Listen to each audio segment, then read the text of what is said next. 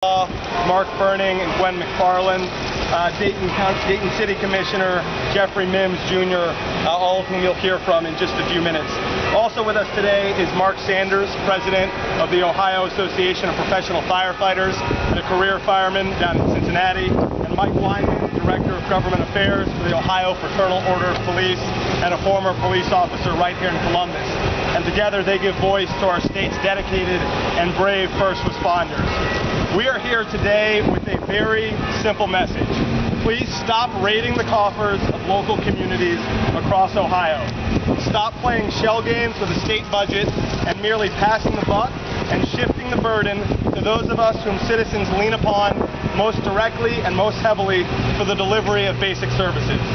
Make no mistake, this is not a partisan issue. The harmful activities of state government are hurting red counties and blue counties, big cities and rural areas alike, and you see that in the folks standing here today. I'm a Democrat. There are folks who identify as Republicans. Indeed, one of my colleagues on Cincinnati City Council, the highest Republican vote getter in the city, has frequently raised his concerns over the state's failure with this policy. The state has taken $1 billion, actually more than that, from local communities across the state. I want to speak specifically for a minute about the community that I'm proud to represent, Cincinnati, Ohio. We face this year a $22 million deficit in our budget. $22 million. Admittedly, that is a big number. But then consider that the state and Governor Kasich has taken $32 million from us over the past several years. Please understand, we have tightened our belts. Our city workforce is down 1,000 employees from where it was a decade ago. We went 6 years without having a police recruit class. Our fire department endured much the same fate while continuing to shrink through attrition. I'm sorry, but picking the pocket of local communities does not count as state government tightening its belt. We want to believe that elected officials in Columbus want what's best for the state as a whole and what's best for the districts that they represent. But let me highlight for you what it looks like to be staggeringly out of touch. Governor Kasich was in Cincinnati recently and told the local media, and I quote, "I've not heard of any places where, my goodness, we couldn't put out a fire. If I saw that, I'd be concerned." The words of Governor Kasich. I am sincerely stunned that Governor Kasich wasn't informed that in recent years, Cincinnati's fire department has endured fire engine brownouts. A brownout is where you don't have enough personnel to staff your fire engines. That's a dangerous scenario, not a scenario that should be mocked by our governor. I think the phrase local government fund sometimes does its cause a disservice. What this should really be called is the Police and Firefighters Fund, because that's what it really is. That's where these dollars go, toward the most basic of basic services. These are locally generated dollars that help put police on the street in our community and staff our fire departments. I know in a very personal way what's at stake. Almost exactly a decade ago, the Cincinnati Fire Department saved my father's life. What if one of the state-caused fire engine brownouts had been in place at that time? Raiding the coffers of local communities isn't some interesting budget theory. It's a failed policy. It has real and harmful consequences. So my question to the governor and the legislature is simple. What are your priorities? I hope that it's the local communities that make up this state, and if it is, I ask that they do what's right, restore local government funding, and once again, be a partner, not an obstacle to us. Thank you. I want to now introduce Franklin County Commissioner Paula Brooks.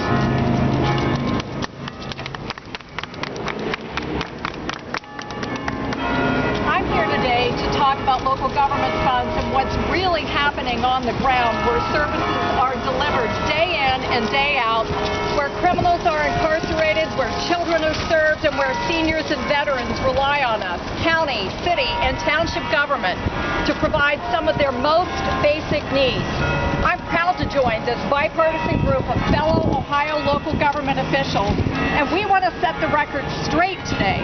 We face many mandates and many cuts, and we are imploring the state of Ohio, as it conducts its mid-biennium budget review, to understand that you can't have it all. I want you to take a look at this coin, all right? There are two sides, right? Mandates and money.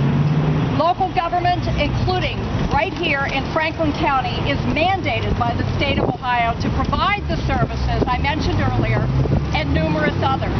We take that duty and the responsibility to our citizens and taxpayers very seriously. With drastic cuts in funds from the state of Ohio, $41 million in 2013 alone, right here in Franklin County. The burden has been passed down from the state to the county, to the city, and to the township level. It's the citizens of Ohio and Franklin County who truly suffered the most. Local government fund support has declined from $26.4 million in 2008 to $12.1 million here in Franklin County last year. That is a breathtaking decline of 54% over the past 5 years. From calendar year 2011 through 2013, we had a combined total impact of more than that's $91 million in cuts from the state. That's right here in Franklin County. What does that mean? For example, we had $10 million in cuts from the state, money that would have gone to our neediest families and to our Job and Family Services Department staff who are serving 2,000 family caseloads right now. These cuts are simply difficult to absorb. They can't be absorbed. And especially for families who are still struggling in the aftermath of the Great Recession. They need our economic development help. They need our prevention of poverty help. You can't pull yourself up by your bootstraps if you don't have boots. So I hope that we all remember that we're Franklin County, we're all Ohio, and we're all Americans, and we need to band together in this recession time. Thank you very much, E.G. Thank you, Commissioner. We're going to hear from local elected officials representing many different parts of the state. Next up, from Toledo, Councilmember Lindsay Webb. Thank you very much. My comments will be brief. There's just a couple of points that I want to make. In Toledo, instead of laying off police and firefighters, we have filled the hole in our general fund budget by raiding our capital budget. Our general fund budget is about $250 million, and this year we just passed a budget. It's $265. The cuts to City Council, to the City of Toledo, is $16 million this year when you take into account the estate tax. So we're taking $14 million out of our capital fund. For those of you that don't travel north much, it's 10 degrees cooler there, and my snow is still melting. We had 7 feet of snow this winter. We had a 45-inch water main break, a 30-inch water main break, cross line that was 5 feet deep. We had at any given point 70 households without water service because they were frozen. Those are record numbers in Lucas County. We had 3 level 3 snow emergencies, and yet we had the most productive year for producing Jeeps in the city of Toledo. Now that's a good thing. Would you like to know why? Because the potholes in the city of Toledo are the worst they have ever been. So it's a good thing that we make Jeeps. We have been, over a period of time, taking money out of the capital budget of the city of Toledo and investing it in the general fund. Our police and fire budgets make up 90% of the general fund. So we are running the rest of government in Toledo on 10% of the general fund dollars. 10%. It's not sustainable. Our citizens have given us this permission to take money from the capital fund, but they've grown weary. They want to see infrastructure repairs. They want to see road repairs. And we need Governor Kasich to return this money to Toledo and Lucas County so we can get about providing the most basic level of services. So that's the broad point that I wanted to make this morning. The other thing I would just like to say, to add insult to injury, we received notice from the Ohio Department of Administrative Services that they're going to raise our rent. $500,000 this year. $500,000 this year to be in a building that they haven't really invested much money in the last decade that I'm aware of.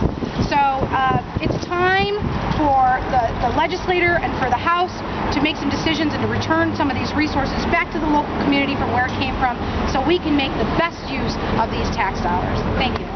Thank you, Councilmember Webb.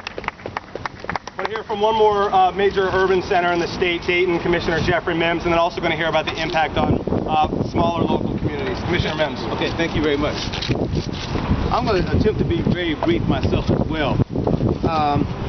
We are concerned that as we try in our cities to improve the quality of life for all of our citizens, which we think is one of those basic governmental services, basic governmental functions, that our ability to do so is lessened tremendously, especially when you look at the fact that we're losing $9 million every year out of our budget because of the local government fund.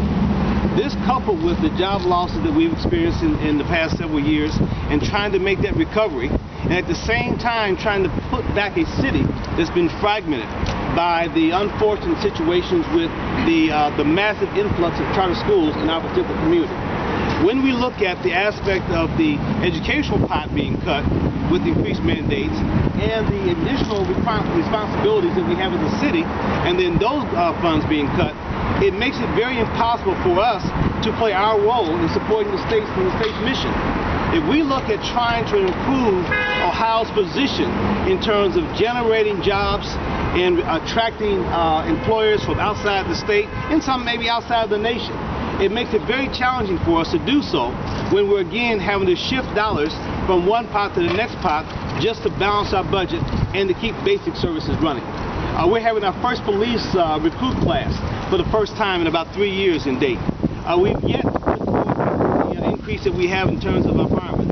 We have fire stations that are in grave need of repair and replacement. So a variety of things that again that are affecting us as we try again to play our role as far as the position that we have in the city of Dayton to make our contribution to a high quality of life, not just for the citizens in Dayton, but for all the citizens in Ohio.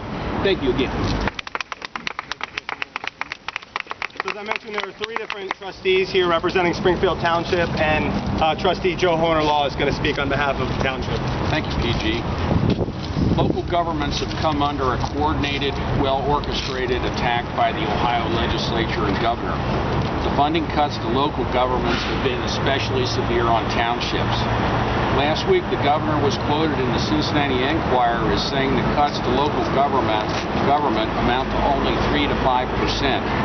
For townships which have restricted fund financing, almost all the cuts come out of the general fund. For Springfield Township, the community where I come from, and we're a community of approximately 40,000 hardworking Ohioans in southwest Ohio, the cuts to our general fund weren't 3 to 5%, they were 53%. The general fund is the fund that we use to pay for road repairs, parks, snow removal, economic development. In anticipation of these cuts, we made cuts to our general fund of 35%. We would have to cut another $1 million to make up for all the cuts that we're expected to make. If we do that, there's going to be devastating impacts to our communities. We would have to close our parks, our senior center, not plow, remove snow, repair roads, all the things that people expect from their governments. Townships are one of the most efficient form of government. We have an administration of 8 people for our 40,000 residents. You can't get much more efficient than that. My township is not alone. Almost every other township in southwest Ohio is beginning to experience severe financial hardship. The funding cuts raining down on local governments from Columbus have forced local governments to seek additional taxes. Most townships in southwest Ohio have either passed or are considering implementing a joint economic development zone. What's been the response from our legislature? Let's pass House Bill 289 and abolish joint economic development zones, cutting off that possibility for townships to be able to sustain themselves. Ohio will never become a better place to live by tearing down local governments. The hardworking taxpayers of this state deserve better, and at a time when Ohio has a record surplus, the cuts to the local government fund need to be restored. Thank you very much. Thank you, Trustee Hornerlaw. But the most important and most powerful voices today are the people who are representing those on the front line. No one's more on the front line than our brave first responders. So our final two speakers want to first hear from Mike Weinman with the Ohio Fraternal Order of Police. Mike.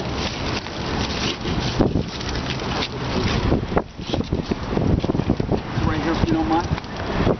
As you heard from previous speakers, the bulk of the general revenue fund pays for these public services that police officers and firefighters commit to every day, keeping our citizens safe. These cuts, the local government fund cuts, the estate tax, PPP, and those things, have made it more dangerous for the citizens of Ohio and more dangerous for police officers. Runs that used to be able to dispatch 2 officers now only take 1 because there aren't those officers there to do those jobs. Ashtabula is a good example. President McDonald was just there working on a levy campaign. They're down over 12 officers. They're trying to pass a levy. It's this whole shit. We're trying to provide a service and trying to get those funds necessary to put police officers on the street. $1.5 billion sitting in the rainy day fund. There's another $400 million floating around out there because legally it can't go into the rainy day fund. It's time to start restoring those funds to local governments who actually perform those services and do those jobs that are essential to Iowans. Thank you, Mr. Wyman, and thank you, obviously, for your many years of service as a police officer to this city. Our final speaker, the president of the Ohio Association of Professional Firefighters, Mark Sanders. Well, I hope not last and not least, as we wrap this up. I mean, many of you here in Columbus have heard this before from firefighters and police officers. And on behalf of the 12,000 professional firefighters across this state who serve the majority of our citizens in townships and cities, you hear what's going on. And it's not about police officers and firefighters all the time.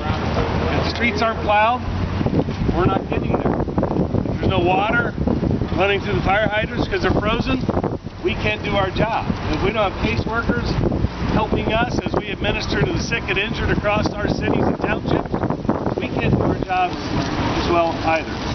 So as you can see, it's not about firefighters, police officers, sanitation workers, and individuals. It's about communities. And the policies, which I will call in this day foolish policies, and the tax grabs by the governor on striking down local government funds is disturbing. As you can see, we brought together members of all political parties, all jurisdiction sizes, and those who serve our community. And it is about shared sacrifice. We have shared in that sacrifice. It's not about dollars and cents in our pockets necessarily. I know locally, even though we've tried, we have shared that sacrifice. Firefighters and police officers have foregone pay increases and have not asked for any during this downturn in the economy, nor will we until it improves. But it's about the governor recognizing, not through flippant remarks or a platform, a political platform that has talked about building his rainy day funds on the backs of our communities. So I think it's about time for the citizens to understand their dollars are still coming to Columbus. It's my position they are just being redirected somewhere else and not to the basic services for which they were intended when local government funds came into existence. We believe it's a covenant or a promise with the citizens. In exchange for state tax dollars, they were promised amount back to help with those services.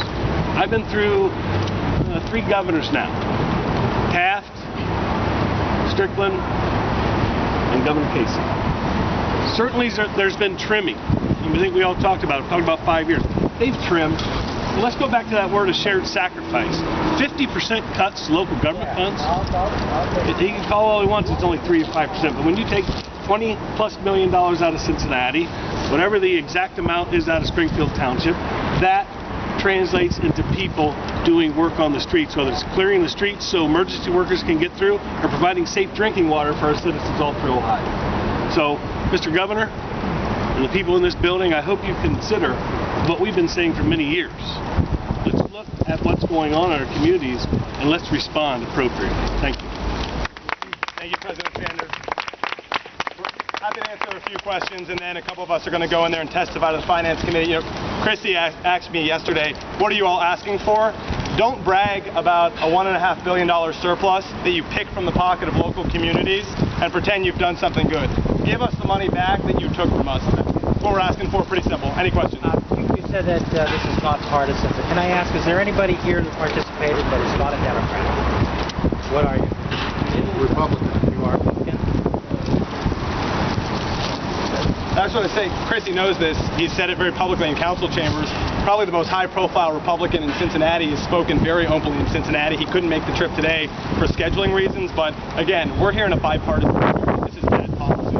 Gotcha. So given that the legislature and Governor Kasich are probably not going to do a 180 after they've heard what you've had to say today, is the case that you've made today enough to reawaken the sleeping giant of SB 5 from 2011 and make it an effective tool in this year's election? We're going to keep talking about this because we think it's important. If people don't have enough police officers and firefighters on the streets, or if there's not enough personnel to remove the snow, or basic infrastructure is crumbling as a direct result of actions by the governor and by the legislature, we're going to talk about it as far and wide as we can, and we hope that it hits receptive ears and that there are ultimately consequences. Well, if you're able to mobilize those folks, is that a way to get Ed Fitzgerald elected in an election that right now nobody expects him to win? We think everybody should be talking about this issue. I know that Ed Fitzgerald certainly is talking about this issue, so we obviously, our ultimate goal is that they change their policy. A couple other questions? Is it a case like where you're just looking for more money, or would you like to see the local government fund basically go back to being what it used to be, a formula based on budget? Let me say this. So when the recession came, Cincinnati's local government share, when Ted Strickland was governor, went from around $28 million to $24 million. No one made a peep.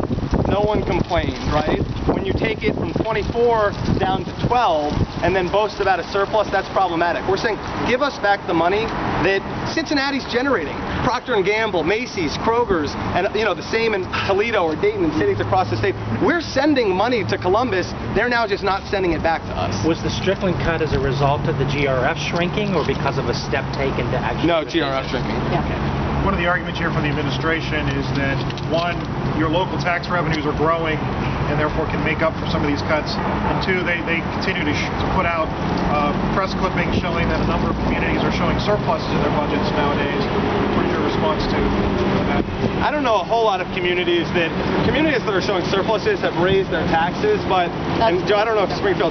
I would say in Toledo there was some hullabaloo about our budget, about $418 million that was labeled in excess by the administration. But just since we had been talking about the budget in January, the Ohio Department of Administrative Services raised our rent probably $500,000. So that gobbled up whatever proposal we were looking at. So I've seen nothing but deficits in my 7 years on City Council. The most recent being this $16.2 million impact from these local government cuts, including the estate tax. And if I could, we conducted last year a bipartisan business-led review of our budgets. They made findings about these cuts and about the structural impact that had on Franklin County's ability to sustain as well as grow. So we don't have any great surpluses, only because the commissioners courageously had to take action due to these local budget cuts coming from the state. That's why we're in good shape now. That's the only reason. And I'm angry that we had to raise taxes. It's not right. We relied on the local government fund, and they weren't there to support us with it. Yeah, I guess I'm curious as to what cities have a surplus. And I'd like to know the magic solution that they developed to make that happen. I know right now in Dayton, we're still functioning on $1984. We have not had an increase in terms of our tax process and our budget since that particular time. So I guess it's puzzling to me in terms of where they are in the news articles that says that we have a surplus. I think one thing you're seeing some communities do is raise taxes to be able to provide the most basic of services. Citizens need to know that's John Kasich's tax raise, right? The state budget right now is a total shell game. They move money with the left hand, shift the burden to local communities. Again, that's John Kasich's tax raise. One more question. The governor's talked about the reducing tax rates creates jobs. Can anybody here cite any examples in the past where reduced income tax rates have led to increased jobs in a short period of time? They're probably not exactly what we're talking about today. I'm sure there's a variety of opinions on that. So, what's your opinion? It probably depends case by case. I think there are times when, yeah, tax incentives and abatements are useful, and other times when they're not. But we're talking about the local government fund. Anything else? All right, thank you all very much for being here today.